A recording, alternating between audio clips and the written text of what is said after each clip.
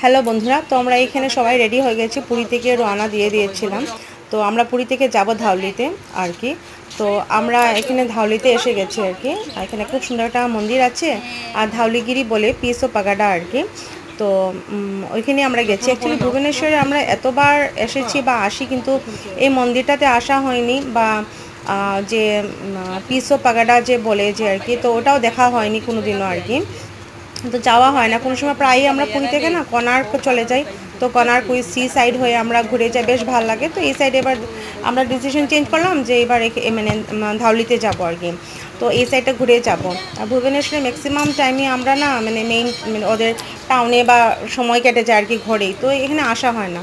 তো এবার এখানে এসে এত ভালো লাগছিল আর কি।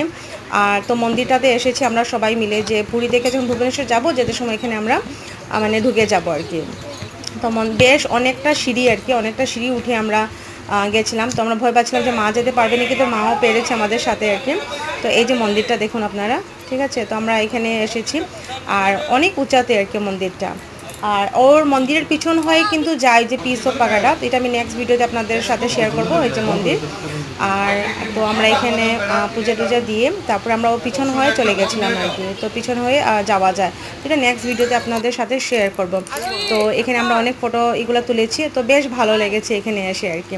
তো কীরকম লেগেছে আমার ভিডিওটা নিশ্চয়ই জানাবেন।